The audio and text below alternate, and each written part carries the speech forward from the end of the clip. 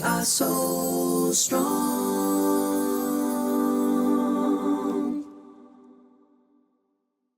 Hey everyone, welcome back to another episode of the Soul Strong podcast. And I am beyond excited because I have my cousin here who's really more like a sister to me than a cousin. We grew up together. But she lives in a very far away country. So I'm very excited that she's here and we can spend some time together. This is Charmaine Wells. Hi, everybody. That's all I got. I'm so excited you're here. Yeah, me and too. You actually have had a presence on this podcast. Oh. Every episode. Why? Oh, yeah, that's right. I forgot. I did the intro for it. Can you sing a little live demo? Absolutely not. I was going to harmonize with you at the end. I don't remember it. Okay. I am you. We are Australian. It does. Yes, it does make me go into that. No, you wrote that jingle. Thank you so much for it. You're welcome. So welcome back to Australia. Oh, thank you. The home, the motherland. Yeah.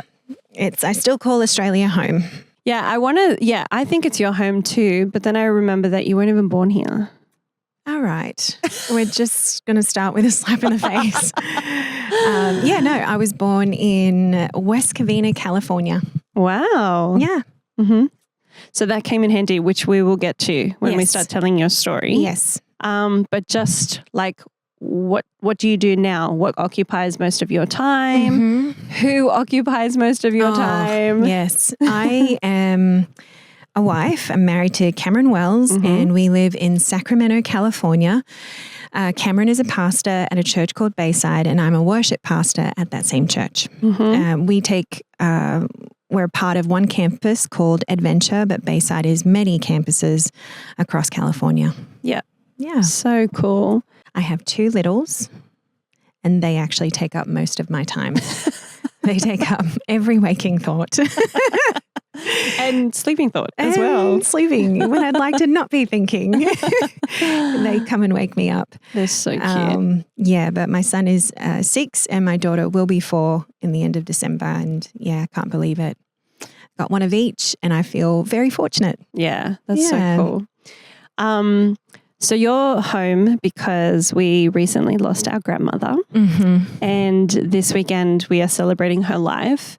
And I think in the midst of all of that and everything that comes with losing someone, I've just really appreciated having you and your dad here and just being able to enjoy moments. And that's literally what I've been journaling about, just thanking God for the moments of joy in every season. Yeah. But particularly the fact that this loss brings us another opportunity to spend some time together and make some more memories, which is really cool. Mm-hmm. Yeah. It's been the best. And of course, my dad and your mum are 2 peas in a pod. Yeah. And you guys came to pick us up. I flew with my dad, which was, I haven't spent that much time with my dad actually in years. And I don't think I've flown with him by myself in years. Yeah. I felt like I was a little girl again. And then all 4 of us got together, spent a whole day together. Yeah. We haven't laughed that much. We laughed a lot, which was great. Mostly at them. Mostly at them. Because they are out of control. They are the vision of what we're going to be. And it's inescapable. That kind of scares me. And at the same time, I'm like, I can't wait to get to that point where I'm loose as and I'm like, whatever, bring on the fun. Yeah. And so Sydney, where we picked you up, is a couple hours drive, but it took us nearly a whole day to get back because we kept stopping or missing a turn. And if you miss a turn in Sydney, that's 20 minutes gone trying to get back. I think throughout the course of the day, we had 2, 3, 4 or 5 lattes. It was a lot. It was a lot. But it was awesome. It was such a good day. Nobody complained about it. No one. And then when we got to my house, I was like, do you guys want a cup of tea? And you guys were like, sure. Yeah. So fun. All right, let me start off by just asking you some really quick, like rapid fire, get to know you questions. Great. And see how quick you can answer. Oh, okay. Hence the rapid fire. Okay. Coffee or tea? Oh, tea. Oh, okay. I know. Early bird or night owl? Oh, night owl. Yep, but I'm 100. forced to be an early bird. Like you're forced to run if a bear is chasing you. AKA my children. Sweet or savory breakfast? Oh, savory. Okay. Because you do have to have breakfast first, no matter what time of day it is. You said that to me this week. Pretty much, Yep. yes. Text or call? Oh, text. Yeah. Last song you listened to? The only one I can remember, Charity Gale. Oh, yeah. What was it? What was that song? I Speak Jesus. Yeah. Yeah. And then the one you showed me yesterday of the father of a son of a father. Or Stephen Wilson Jr. Yeah. Father, son. Oh my goodness, such a good song. Such a beautiful song. Wow. Okay. Favorite comfort show or movie? Oh. Let's go with movie. Because I think I know your comfort show. Yeah. Comfort though, it's different. Like one of my favorite movies would be like Interstellar. Oh, okay. But I don't know that I could just throw that on and watch it. Yeah, sure. Yeah, I don't know. Well, maybe show then. Yeah. New Girl, Friends. I don't know. There's a lot. Anything you can just have like Just in the background. Probably Friends. Yeah. Good one. What's one word that describes your current season? Oh, oh gosh. Like an exciting roller coaster. No, that's not one word. I have to put that's good. exciting before because I don't want people to be like, oh, it's awful. Like it's a petrified roller coaster. No, I always say that every new endeavor I've walked into, I'm like equally excited and equally terrified. Yes. Yep. Yeah, pretty much. I totally understand that. Yeah, that's it.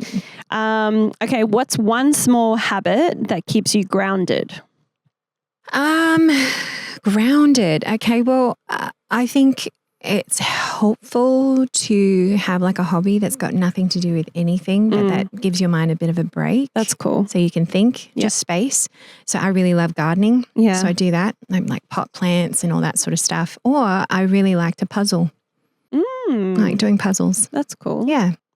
I really love, not that you're asking me, but I'm going to tell you anyway. I really love the idea of a hobby. Like I often think about it and I go, oh yeah, I would love to. Like we went away with some friends and one of them she was like, I think it was crocheting and she was making these beautiful things. And she's like, it's great because it means that, while I'm watching TV or something, like I'm creating something. And then at the end you have something to show for it. And I'm like, yeah. But then when I do stuff like that, I get so like, I got to finish this. And it becomes like more of another thing I have to do. Yeah. So I've yet to find a hobby that's just, except going to the beach. I do love that, but that's not something you can do every day. Well, you could. Yeah, you could if you make live the time closer. for it. Yeah. It is a little bit harder to get out there. I'm sorry, 10 minutes to the beach. 25. Oh. It's so hard. No, it's beautiful. I love is. it. I do love going as much as I can. Okay, final question. What's something... Oh, actually, no. Let's do this one. It'll be more fun. If you could instantly master one new skill, what would it be? I don't know.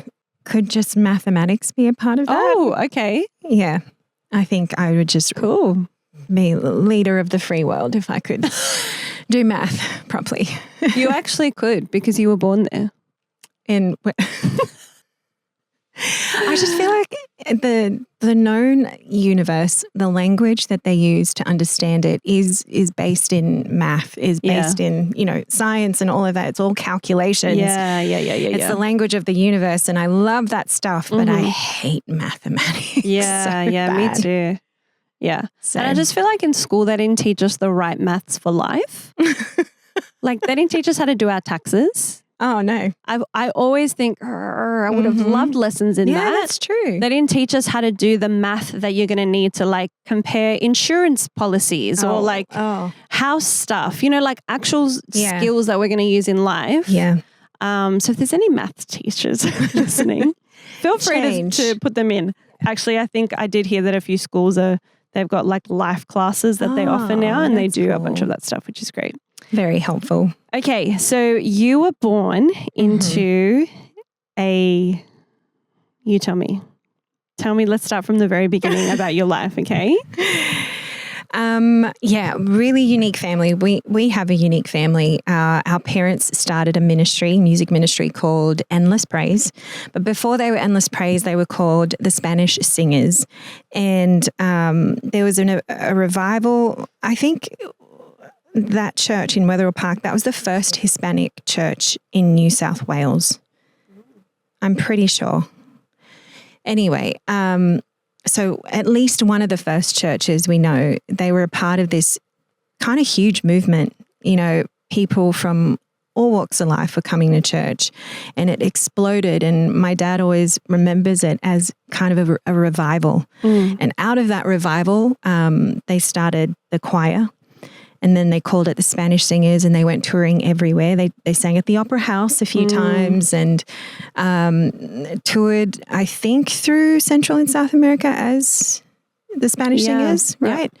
And they recorded records, like actual vinyl records, and just really beautiful stuff. And out of that, they felt called to keep going and spreading the gospel through music. So they decided to change their name and make it not so Spanishy, I guess. Make it more true to the heart of what they were, and they called themselves Endless Praise. And that officially started in 1984, and that was the year that I was born. So before they did this big tour and they were embarking as Endless Praise, they booked a 10-month tour through Australia, New Zealand, America, Central and South America. And I think they're like half a year before, when everything was already booked, or a few months before, something like that, my mum found out she was pregnant with me. Now, as a parent, I stress just thinking about what they went through. And they, you know, I think they were young. They were just so on fire for God. And it was just inconceivable to stop this big train that they had started in their minds, you know. But the Lord provided, even in their maybe, I don't know what you would want to call it, immaturity, or like now the 30,000-foot view where you're like, yeah, you could have postponed the tour, or you could have maybe my parents could have stepped back, but they were just they were so focused on what they were doing that I think the Lord blessed that and took care of them. My mum had me, it was either going to be New Zealand or LA. And it ended up being LA. And I love how it was just like, wherever the tour lands us at my due date, that's where I'm having the baby. And now we're like, what's your birth plan? Like, have you seen the midwife every 2 weeks? Like, there's so many things before you have a baby. And she's like, it's either New Zealand or America. Like, that's where I'm having the baby. Pretty much. And my mom, I don't know, she's got some pretty amazing stories around that time where it was like, it really was the hand of God just guiding her and walking with her. It's the only time she audibly heard the voice of God. You know, everyone kind of has, what's the word, premonitions or like a word's given to them.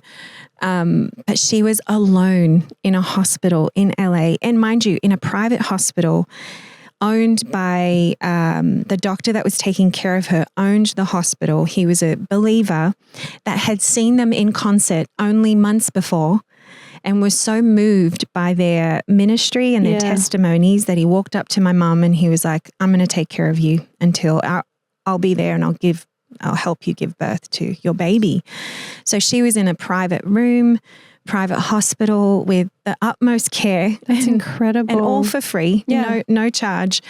But and in a foreign country too. So where there's literally no insurance or anything like that. Yeah. Oh, she got an ultrasound back when ultrasounds cost like 10 grand because they were brand new on the market. Wow. She got one every week just to look at me and check on me. And so $10,000 for every ultrasound.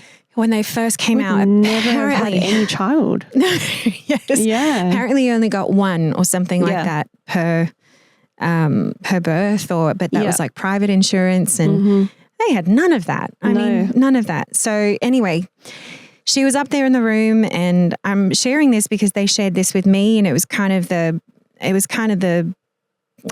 I don't know, the intro of my life, but also the anthem of their life in that moment. Especially my mum, who didn't have her mum there. My dad, I came 2 weeks early, so he was already in New York. Yeah, and he couldn't get a flight back because I was coming early. But I think again that was all the Lord for some reason, because I think my mum had to have this moment with him, and she was in labor in the room. She just cried out to God, and she was like, I just need to know if you're with me. Like there was nobody there. So if you're with me, then that changes everything. If I know, and it wasn't just in that moment, right? It was like, we're having this baby on the road. We're starting this ministry, full-time ministry. No one's doing that in Australia. They were the only ones really that were full-time music ministry. Like, I just need to know that you're with us, you know. She felt like she needed to go to the bathroom. She went, nothing was happening. So she went back to her bed. The nurse came and checked on her, and I was already coming out. So in like 3 pushes after that, I came out. But while she was in the bathroom, I was going to say, when's the God? The moment, God yes, I know. The moment was when she was in the bathroom and she cried out to him, and she goes, I just need to know that you're with me. And like a minute after that, she heard a voice say, I'm with you. And she felt a complete peace and calm go all over her body, like a physical peace that wasn't her. You know what I mean? Mm-hmm. And she went back to the bed. They checked her, and I was crowning. I was coming out.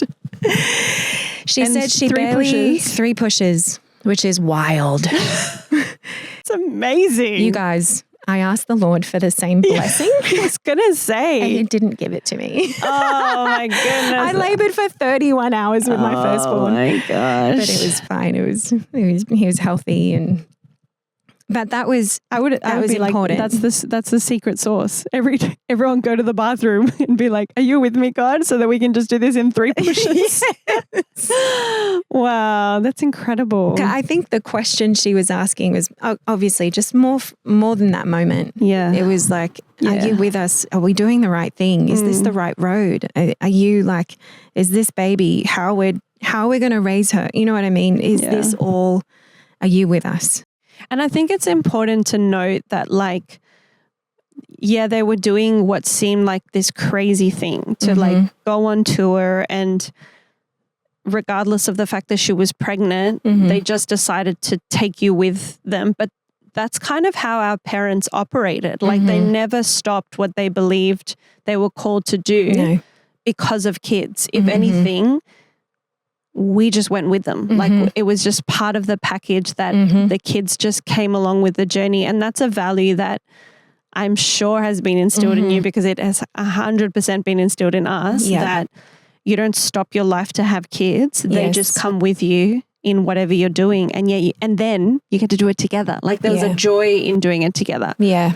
And I love that about your story, is that there was this complete sense of, it wasn't just like, oh, well, we can't stop this train. It was like, no, now we get to do it with our child. Yes. And from what my mum and many of the others have said about you, is that you brought so much joy to that tour. Yeah.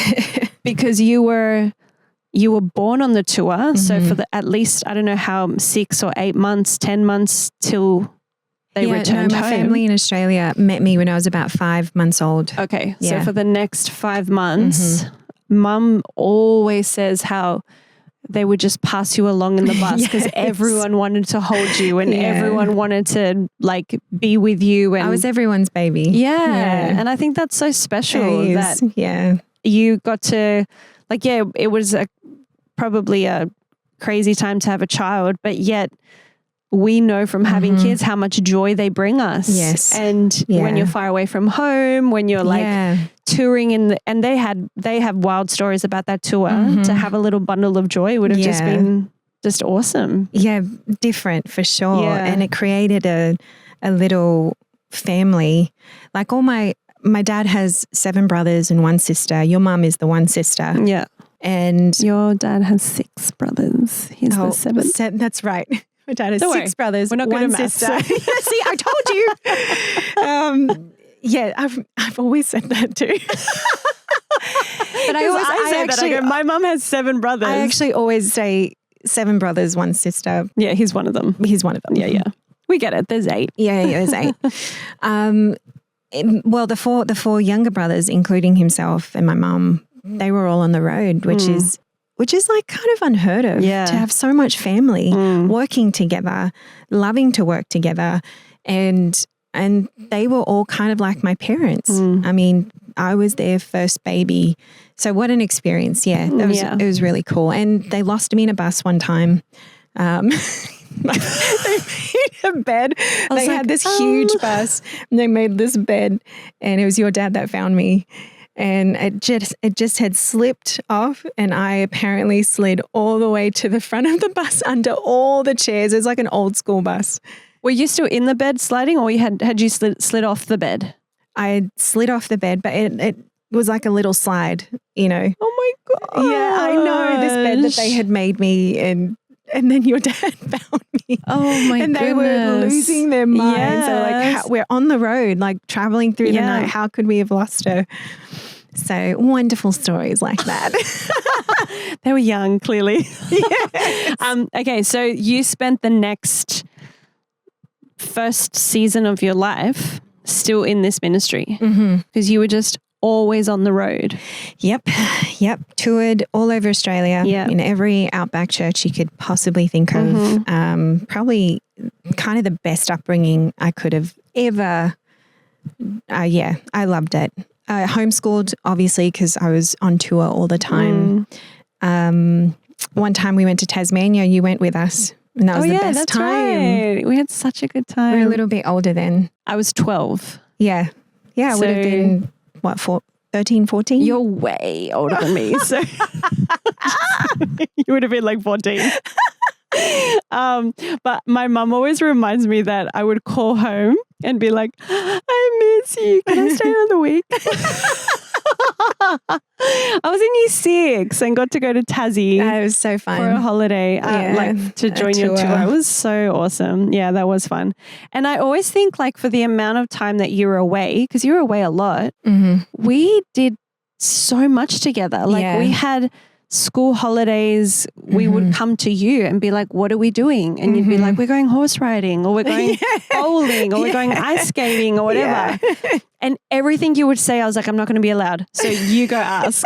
And I was allowed. Like, it's just like, it depends on who asks, guys. That's a life lesson. We also had a routine down too. We knew how to go about it. Yep, go. If you want to share it, fine. Well, especially with our cousin Sade, who could put on the waterworks like this, and we knew it. So if we sent her and she cried, they couldn't do anything about it. They were like, all right. And then we'd be able to stay over for longer. Oh, it was the best. And then we'd fight. All the time. Yeah. And then they'd be like, you're never staying over again, but we love each other. I know.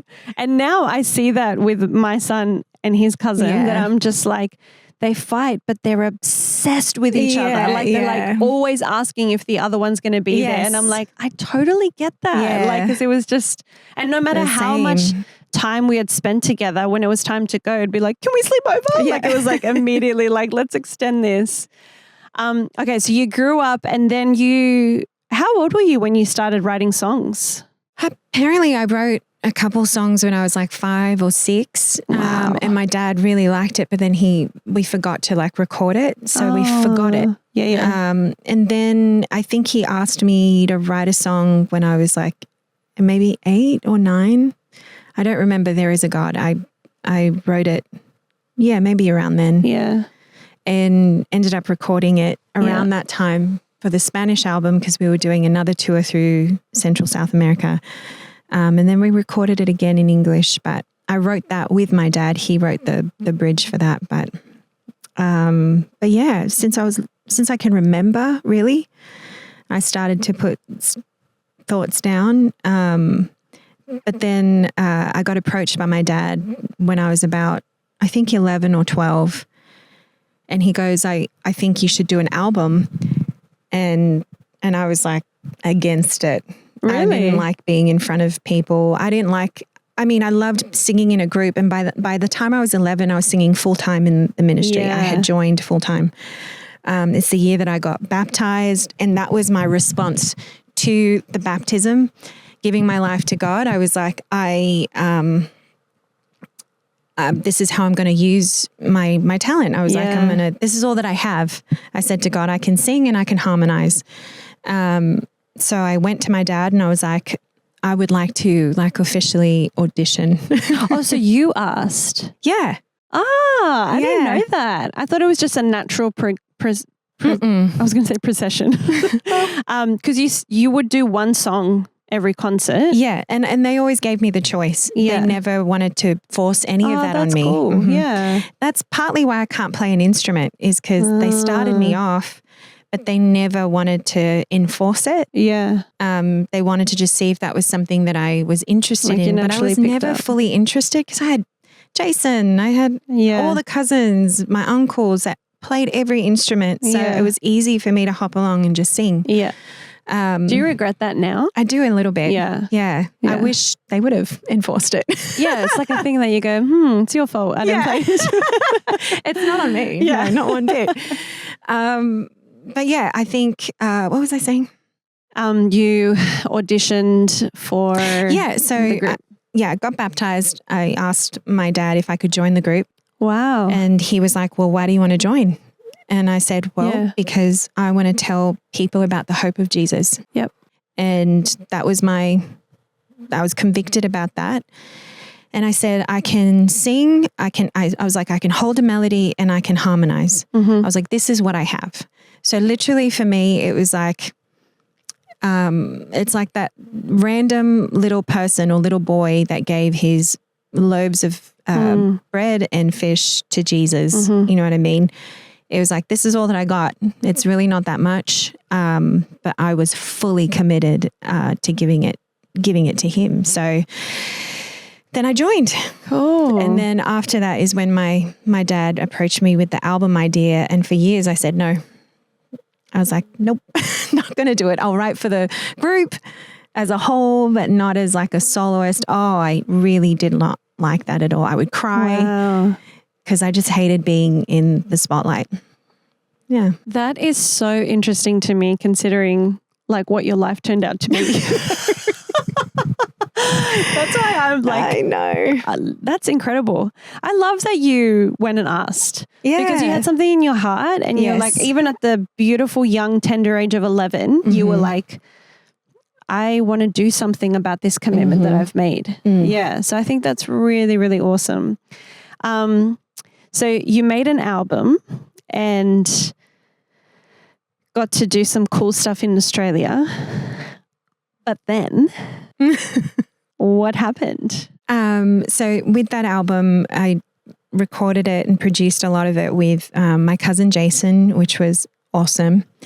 It was just like playing in the playground with your best friends. Like it was just so fun to do that album. Is that why he's your favorite cousin? Maybe. So I think I wanted to say this. The fact that I should have said this earlier. The fact that you came and said, I can sing, I can harmonize. Like, I think you're really underplaying like your actual talent because no. It wasn't just small fish and small bread. It was like pretty significant fish and bread. No. Yeah, no, seriously. It's Charmy's singing ability, songwriting ability, harmonizing, vocals. even at that age, was like far above like a lot of adults. Let's just put it that way, because you were surrounded by it. Surrounded, and your dad was telling me the other day, just, about my son's musical ability. And he's like, it's the same with Charms. They're born into a musical family. That's right. So Just they're natural. naturally going to pick it up and stuff like that. So recording an album, writing your own songs and all of that, like that was your sweet sauce. Like that was the thing that was your thing. Yeah. Yeah. Yeah. I mean, it was kind of inescapable, but I also loved it. And I'm glad that that's I great. did. I think not every kid, even if you grew up in it, doesn't always latch on to it. But I really did. I really loved it and enjoyed it.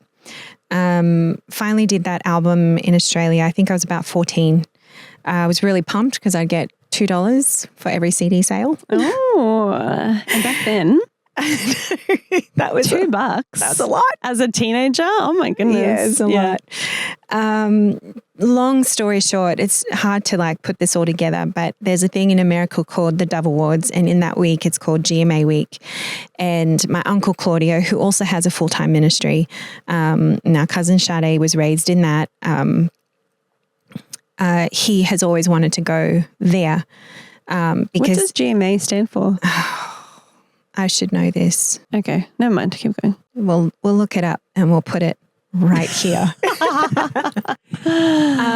So it's basically a week where producers, musicians, people who want to break into the industry, artists, the big ones and the ones that are wanting to break into, they're all there. You know, they're doing workshops, they're doing from everything from radio to producing to songwriting to performance. Like it's all there. So it happens that week around the Dove Awards, or it used to. And Claudia had just always wanted to go and promote. And Claudia's always had huge vision. It's been great. I don't think my dad would ever have thought of like going for that week and sharing CDs and networking and all of that sort of stuff. He doesn't quite have that gear, but my uncle Claudia does, and he's awesome at it. So it was because of him and a couple of others. There was an artist called Rebecca St. James that I had just gotten her CD and I was listening to it the year before. And I thought it was so cool. And in that year, we got to stay with her uncle, who's a pastor up the coast. And he was awesome. We stayed with him, but thought nothing of it. Got along really well with his kids and all that sort of stuff. So it was like, long story short, through that connection, I forget the details. He got us like a sit down interview with his brother, who is the father of Rebecca St. James. So father / like he's a producer, isn't he? And like a manager. Yeah. Okay. He got Rebecca to where she is. And they have an incredible story. They've got a movie about it. Yeah, you can go check it out. Go check out the movie. But yeah, it's just an incredible journey that they've had. But weirdly enough, like it was because we stayed with his brother and that connection that my dad randomly reached out and said, "Hey, we're going. Is there anybody we should talk to?" And he was like, "Go talk to my brother." That's cool.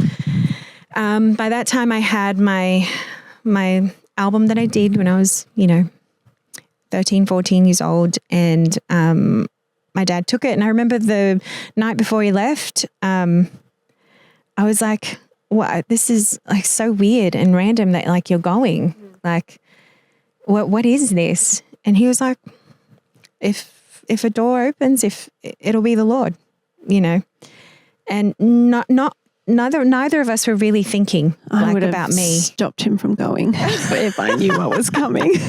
If you knew what was coming, sabotage the trip in some way. Well, he went and met with David, and the next day David offered me through my dad a recording deal. So exactly 1 year after that, I moved to Nashville, Tennessee. So it was a whole year before you actually moved. Yep. Oh, in my mind, it happened so quickly. Like it was like they went, they came back, you went, and you were gone. That's what it felt like. Well, I mean, it was It was a year. That all Yeah. happened within a year. So it was relatively quick, but I'm very thankful for that year. Gave us time to really kind of, and even so, we probably needed more time to really understand what we were going into, you know. But that started years and years of touring with an opening for Rebecca St. James. I was signed under Rebecca's father's label for a handful of years. I went through multiple labels and management over the course of, 10, almost 15 years. And I did the whole thing, toured with, opened for, with Rebecca, Newsboys. My favorite was Delirious. We were actually their last tour as a band. Oh, really? Yeah. Cool. So that was like one of the best tours I ever got to go on. But yeah, I mean, just wild to be thrown into that world. And that became like another university for me. I had done full-time ministry all my life. I toured, I sang, was in the studio, but this was now on another level. Yeah. You know, you're in different rooms in a different country. But it was my school. But I think it's awesome because in EP you did Australia in and out. Like you did Australia, you did New Zealand, you even did America and Central America. But then when you went and toured with Rebecca, you did like all of America. You did Europe. Yes. You did the UK. Yes. Like you did the other side of the world. It was just like, it's just really cool. The opportunities, like you've been to so many countries. Yeah. It's wild. The music might have been different, but the message has always been the same. And I just think that's such an incredible opportunity that you've had. Yeah, huge. I remember one time your dad was back in Australia because, you know, during that time you guys came back quite often, like once a year. And one time your dad was here and he was like, I'm going to call Charmy. Do you want to? And back then it wasn't like a FaceTime or whatever. It was like you had to call a landline and it would cost money. Like it was all like expensive. And I was like, where is she? And he was like, she's in Latvia. Yes. I had never heard of that country before until that moment. I went, Latvia? I thought I was making up a name. And he was like, yeah, she's in the country of Latvia. And I was like, how cool is that? And to this day, anytime Latvia comes up, I'm like, we called there. I remember whoever was like the promoter of that evening would be like looking for me frantically with their phone, and they'd be like, Werner. And then sometimes the English was like broken. I'd be like, that's my dad. Give me the phone. Yes, Daddy, I'm good. Oh, that's so cool. I'm their only child. Yeah. So I was, going all over the world without them, and eventually they would come on the road. They got sponsored by Compassion. So Compassion would pay them to represent them on tour. So, which was great because then for the longest stretch of time, they would come on the road with Rebecca, aka me, and it was good to all be there together. Yeah. And the Small Bones really heavily believe in that, that the family stays together. The family does it together, Yeah, on the road. That's really cool. It's awesome.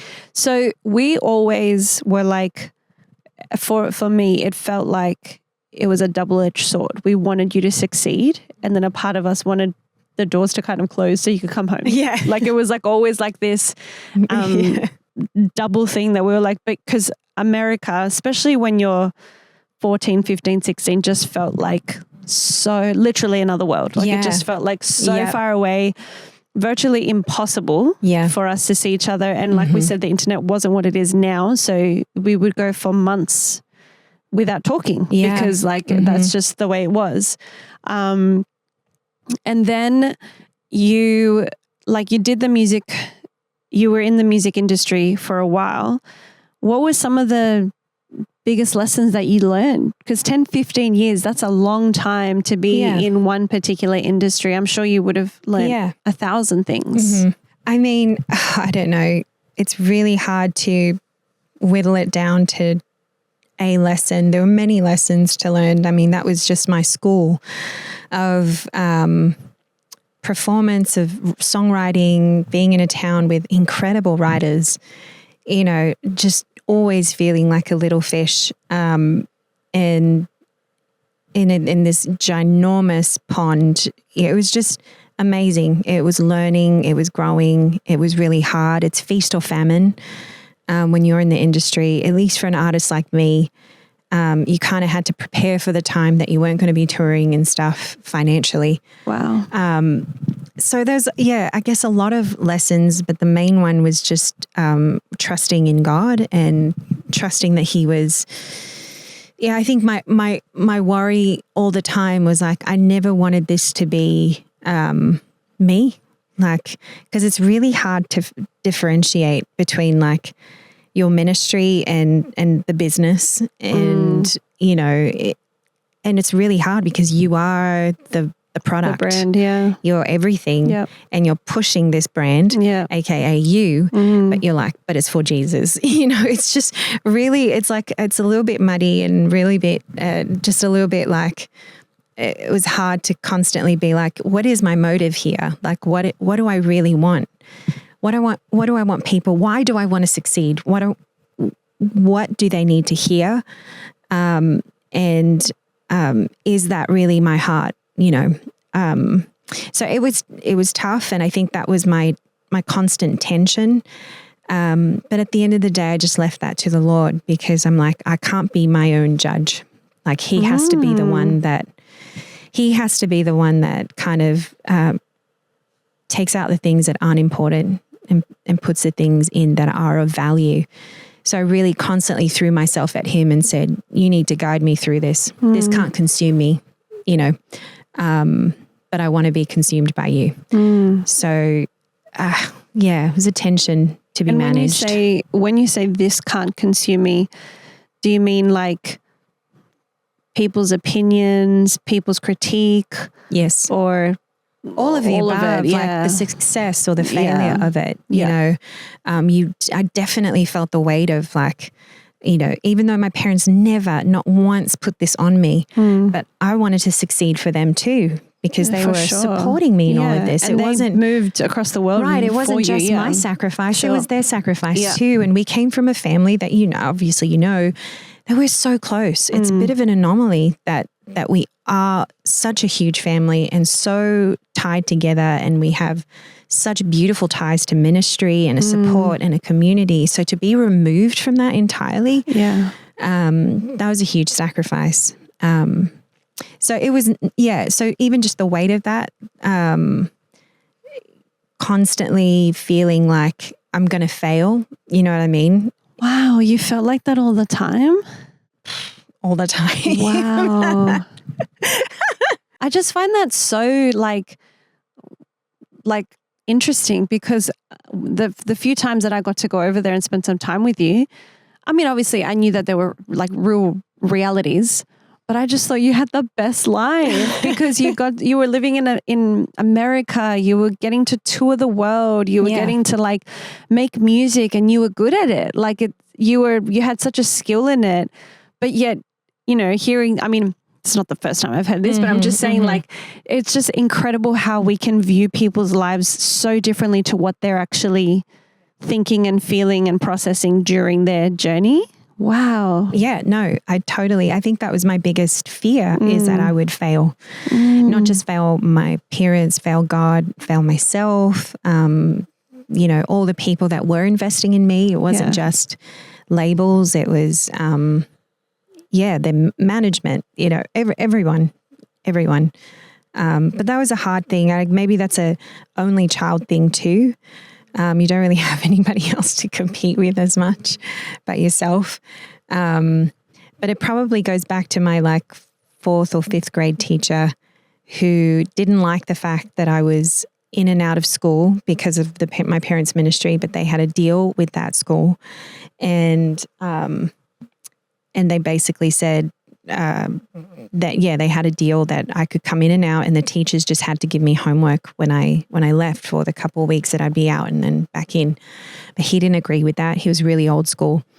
And one time I didn't do my homework because I didn't have any to do. And he just stood me up and he goes, "See this young lady? Her life will amount to nothing." I'm laughing about it, but it was super traumatizing. And I carried that throughout my whole life. after that, because it was like he represented the rest of the world. He represented what the normal world does. And I was always thinking, well, will my life amount to nothing? And so that was I think the underlying kind of current that was happening all throughout my time in Tennessee. It was like, is he right? Will it amount to nothing? Has this all been for, have I failed? And so we ended up going through like a really great time, but also a really hard time. We ended up losing our house. And to say that I had anxiety for like a year is like a bit of an understatement, because I felt the weight of all that. Like we were losing the house because I failed, That's what you thought. Totally. And it was through that time that I was doing an album called Love Reality. And it's probably a piece that I am most proud of, that album. And again, I was doing it with a producer, a friend of mine who he's one of my closest friends to this day. But even while that was happening, we were doing the album, which was crazy. And at the end of the day, I don't know that has made much of a mark of anything. But now looking back in the 30,000-foot view is that it was such a great opportunity. It was such a great moment. I felt privileged to be in that moment, even though financially we were really struggling. It was hard to get out on the road, get bookings and all that sort of stuff. But it's just so funny even when stuff is not going as great, there was always a moment that I was like, oh my gosh, but then this was happening and it was incredible. But if we hadn't lost that house, I know in my heart of hearts that I never, ever would have moved to California. I was already going into I was already starting a new album. I had a whole EP already recorded that we were getting ready to release. I was getting offers from labels, and it was in that time that a church in Bayside, California, it's a church called Bayside in California, started calling and started saying, hey, would you come and just be with us for a weekend? So I did that, and I committed to like 2 weekends out of every month for 1 year. Wow. Which is wild that they even kept me on board. Because I totally thought that I was still being faithful to what God was asking me to do, or that I felt like the calling, whatever it is. But if we hadn't lost that house, there's no way I would have considered California. Like I had to have lost that house, because it represented so much more. It represented like, well, not just home, but like my sense of failure, success, you know what I mean? So that kind of allowed me to let go of Tennessee a little bit and consider. And they were gracious enough to fly me every 2 weekends. I would do a weekend at one of their campuses, and then they'd fly me back. And we did that for almost a year, and God was gracious. Bayside was gracious. And it literally took me almost a year. I think it was about 7 or 8 months in where I was like, I think God's trying to tell me something. I was just so shut off. It's amazing how much time I needed. And I guess after 15 years, I maybe needed that time to kind of be like, okay, maybe there's something else. But I also know that it wasn't all a fail. It was 15 years of experience that could never have walked into the job that I did at Bayside had I not had that. Yeah. And it was an expansion of my ministry. The prayer that I had towards the end of my time in Tennessee was, can you expand my territory for ministry? Because I would hop into a church, I would sing, and then I would leave. And I'd never see those people again. So I was planting seeds, but I wasn't there to see it grow. And so I wanted that, but I had no idea, never would have chosen to be a worship pastor. But because I'm doing that at Bayside, I immediately, the first year, I understood that my prayers were being answered. I was able to invest in people, invest in girls, in other worship pastors, plant seeds and see it grow. Wow. Okay. First of all, I'm so sorry about that very foolish teacher who made that comment. Yes. Because I think that there are so many things that happen in those formative years that something is said or something is done and we take it to heart and it shapes who we are for better or for worse. Right. And I just think that's such a foolish thing, especially calling you out in front of the class, like using you as an example. And he did that regularly to other kids too. He wasn't great. And I won't say his name. But I know his name. I'm this close. No, I'm just kidding. Anyway, I just want to say, that's not cool. And I'm really sorry that had to take root into your heart. But I do think that the goal wasn't for you to move to America. So I can imagine how when the doors started opening for you to move to another state, I can imagine that would have been really what's going on, God? Because you may have moved to America with a particular idea of what this was going to look like. We were for it from the beginning. Can I just say, we were like, this is awesome. And also selfishly, because it's closer to Australia, it's one less plane that we have to take. Going all the way to Nashville was just another, at least one or two flights going more. Across the whole country again. Right. Yeah. So then you got to California and you moved there, which was really cool because your parents moved over and then you had an interview on stage with someone. I did.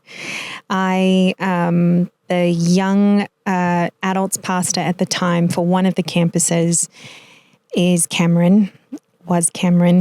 And I actually was meant to be interviewed by the lead pastor of that ministry. But it was a girl and she was like, I think it would be more interesting if it's guy girl on stage instead of two girls. Really big ministry, the room was packed and I think it was probably about a good 35, 40 minutes. I'm used to being, at that point I was more used to being interviewed and on stage and having a chat. So it was like an interview. And I just remember thinking on stage, this guy's really good. It was just easy. It just flowed. He's good looking or we have a natural chemistry. I love how you're it just flowed. It did. I'm telling you what I thought then. But I all the pastors at Bayside, they're all strapping men and women. They're beautiful to me and they're all married too. So I just assumed that he was married and I didn't think anything of it. What I didn't know is that everybody knew Cameron and knew that he was very single. And they were taking photos of us. I actually have a photo somewhere of us on stage at that night. And they were sending it to him while he was on stage and they were like, your wife. She's your wife. Wow. Yeah. Prophecy. I reckon. So I didn't chat with him very much until a few months later. And then, we started talking and then we started dating and he's always 3 steps ahead of me. So we would have still been dating at this point if it were up to me. But he was ready for marriage and everything way faster than I was. And I'm thankful for that because I'm a bit of a turtle and he pushes me ahead, So That's got married. good though, because we are just a whisper older than him. So the fact that he was ready, that's awesome. Yes. Because imagine if he was just normal younger guys that aren't ready for ages. No, he was ready. And there's a lot, it's his history and what his parents went through and all of that probably changed it shaped him and brought him to a place that where he was just ready. So we got married in 2017. Yes. because I was extremely pregnant. Yeah, that's And it was the hottest day in November ever. And I was just like a ball of sweat the whole day. Not that this story is about me, but that's how I remember it was 2017 because I had Hunter in January. And you were like in charge of all the everything. You were so pregnant. I was the matron / heavily pregnant. It was a beautiful day. It was an awesome time. Yeah. I always remember your sisters-in-law because they're all very fair people, like skin colored. Yes. That the necklaces that we wore, they got burnt with the mark of the necklace. Oh, do you remember that? No, I don't. You don't know that? No, do you remember? We had this it was like a crisscross kind of a big necklace that we were all wearing, and we were outside in the sun for the ceremony. Did that happen to you? No. I'm a fraction darker than what they are. And they had like a print of their necklace. They showed us later, like after the wedding, when you guys left, we all like helped and packed up and all of that. And they were like, look, it was so like, welcome to Australia. Yeah. Like fully scorched, poor things. They were so red. I remember I got married in my uncle's backyard. Yeah. Like the side note that there was like 30 Americans that flew over for our wedding. Amazing. Incredible. Yeah. So all of his side, all his, what do you call them? Oh, groomsmen. Yeah. Oh my goodness. Groomsmen, they were all his mates and Zane was one of them. He's the only Australian. Was Zane his groomsman? Yeah. Zane was the only like non-American on his side. Yeah, cool. And I was pregnant if I don't remember that he was a groomsman.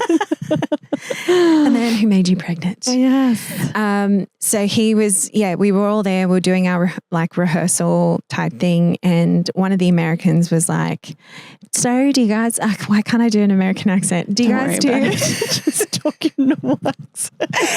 Do you guys see kangaroos? Like the American said. And April chimed out. She goes, not as often, or something like not as often as you'd think, or like sometimes. And then someone goes from the American crowd, kangaroos! And there was like a whole flock of them jumping by. Yeah.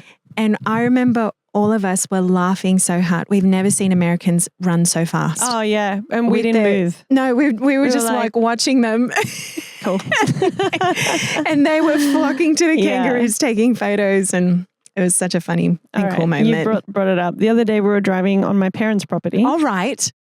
And we're just talking at a normal level. I and didn't you were like, bring it up. No. You were like, kangaroo! There was one. So there was one. And I was like, oh, okay, shit. You brought it up about the Americans. You did exactly the same thing. I don't get to be around them as often anymore. That's very true. Either. But every time, because we do see them often, but every time we see them at my parents' house, we always tell the kids, we're like, look, there's kangaroos. And they're like, they love to go and see it and all of that. So they're incredible nice creatures. Yeah. All right. Well, we're coming to the end of our hang. Mm-hmm. And I think that God has been doing incredible things in your life. And the fact that you are now the worship pastor of your campus and the only female lead worship pastor of your campus, of like a lead. We do have female pastors across, but not necessarily the leads. Yeah. So cool. I mean, they're all leads though. They're all amazing and they do great work. And you've been there for nearly a decade, right? Or more? No, a decade. Wow. Roughly. Yeah. And we we were hoping that you'd come back. And then when you married Cameron, we were like, it's looking unlikely. And then you had Carter and we were like, it's even less likely. And then you had Zaya and we were just like, it's never going to happen. They're never coming back. There's too many of them now over there. But I think it's just awesome that God took you from one place, which you did so much. And I know for a fact that house that you were talking about was a home for so many people because it was a huge home and you always had people needing a place to stay, and you guys have always been open home, generous, and it was seasonal, yes, but it was an incredible blessing, not just to the three of you guys, but to probably dozens of people that came through that home. Oh, it was a real blessing, real blessing. Yeah. And that's just the heart of my parents too. Yeah. We were on the road, homed.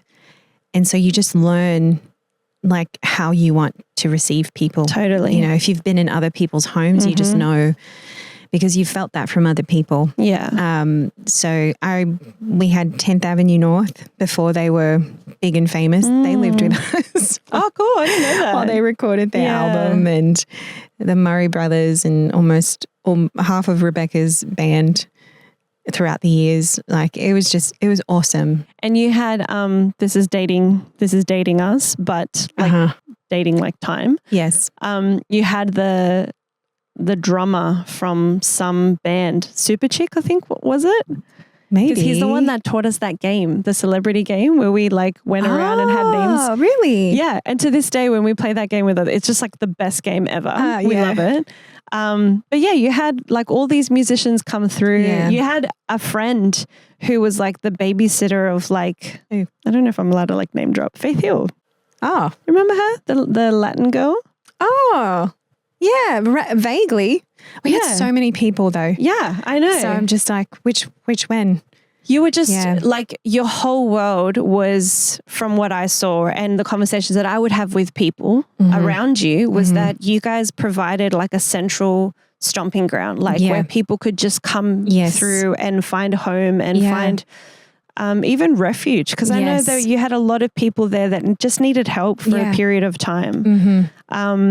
And I think that's, even though you guys were removed from your home, you made a home on the other side of the world for so many people. So I think that's just one of the things that I always admired about you guys, is that you carried it in your hearts. It wasn't just about your geographical location. No. Yeah. That's right. Yeah. That's good. Thank you so much for coming. I know you were kind of strong-armed because you're staying with me. So I was like, can we do a podcast episode? But I love it. Is there anything you'd want to share that you're just like, this is a why for me, or this is a lesson that you've learned, or something you just want to drop? Well, just recently, I don't really share this sort of stuff very often, but and I don't like to be overly spiritual, overly look into things. But we had been going through we had just a rough year when things weren't going as great. Our marriage was great. You know, our kids were healthy. It was just tough. Like, I think God was just doing some internal work on both of us. And just like the other week, out of nowhere, I said to God, like, I just need to know if like you're in the weeds. Like, if you're like, how close are you in the details to everything? And it wasn't the great thing. It was like now looking back at it, it was kind of like, show me your glory. Like, I just need to know like who you are in this. Yeah. I still trust you. I love you. I'm in this, but like, can you clarify this part? Like, how close are you in the details? Because I've always wrestled with that like all my life. And so it was just out of nowhere, and without giving too much details, within 2 minutes, it's like God answered something for us that we really needed. Within 2 minutes of me asking that question. And I remember when Jesus said to one of the disciples, I saw you when you were under the tree, when you were talking to me, essentially, and like I heard you. And that's what caused him to believe, that disciple to believe, because he was like, I actually heard that and I'm answering your prayer now. It was that moment for me that I was like, oh, God is in the details. Yeah. Like, he is in the weeds in every part of my life. Now I'm looking back at every part of my life, even the perceived successes and failures. And I'm thinking, oh, he was a part of all of that. Yeah. He was a part of us losing the house. He was there when we, weren't sure of the future and how it was looking. And now moving forward, it just feels like I have a renewed vision of who he is, and in regards to our life, is in the details. He's in the weeds, and that gives me so much more confidence to step forward in whatever comes in the roller coaster that is life. Yeah. The pivots and the twists and turns, he's there. And if he's there, like my mum, you know, when she cried out to him, well, it changes everything. Yeah. So good. I love it. I just love that we serve a God who cares enough about us to be in the weeds with us. Yes. Because I just don't know how I could do life with a God who just cares about the big things when life is actually made up of everyday stuff. Right. Yeah, big things come and go for sure. But he's in our Monday, he's in our Tuesday, he's in our Wednesday. Right. So I just love that you brought us to that. I am, you are, we are so strong.